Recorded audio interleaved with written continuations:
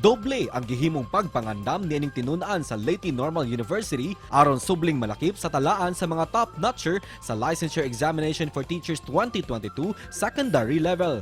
Siya si Marjorie Noquera kinsa malampusong nakalangkat sa top 2 spots sa secondary level diin iyang nakuha ang passing rate nga 93.60%. Daan pa lang, iyan ang tinguha nga malakip sa top-notchers kay kini ang iyang paagi aron sa pagpasalamat sa sakripisyo sa iyang mga ginikanan.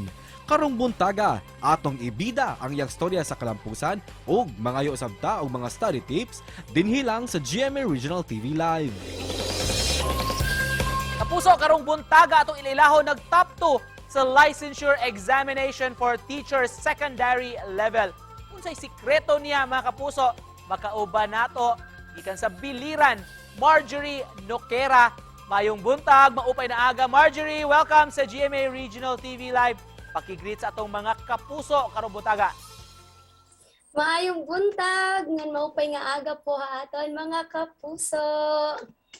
Thank you for joining us, Marjorie or Marga.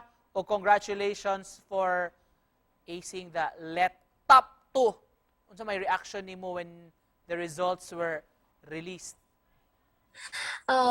Yes sir.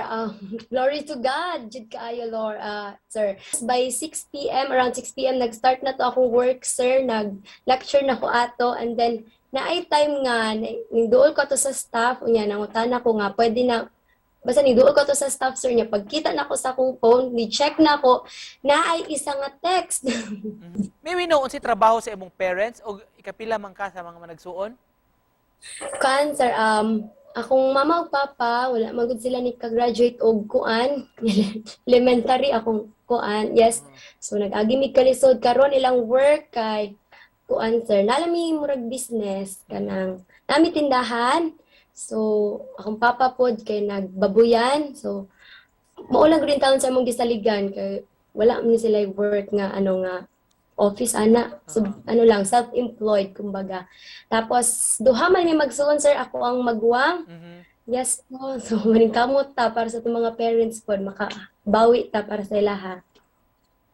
Doon na ba kay mga practice nga gibuhat Marga sama sab sa usual nga ginabuhat sa uban nga mga top notcher? Una sir kay ingon sila dapat kabalo ka kaila ka sa imong kaugalingon para kabalo ka kung unsay study habits nimo. So since kuan man ko sir no kanang dili man ko morning person, night owl man ko, so mag-study ko sa gabi ana. So ingon pud sila Jane og Jonel, according to Jonel kay mag-focus daw ko sa major. So sa major pud ko nag-focus sir, nag-solve jud ko sir, solving jud na siya sir. Opo, tapos unsa pa ba? Magbasa og libro, daghan kay libro. Lastly, just to close this, message nimo sa atong mga kapuso nga nagtan-aw karong buntaga. Hello everyone. So sa ato ang mga future top notchers gihapon kanang maning kamot lang ta guys, dili ta mawad-an og faith sa atong Ginoo, mangayo ta og guidance sa ato ang Ginoo, makabot nato atong mga goals sa atong mga estudyante din ha, kay mo may suod sa akong kinabuhi jud. Mga estudyante maning kamot ta nga makabalo jud ta sa mga lessons sa atong teachers. Very inspiring words mga kapuso gikan sa atong top notcher sa LET 2022, Marjorie Noquera. Thank you so much Marjorie for joining us. Congratulations. Glory to God. Salamat po.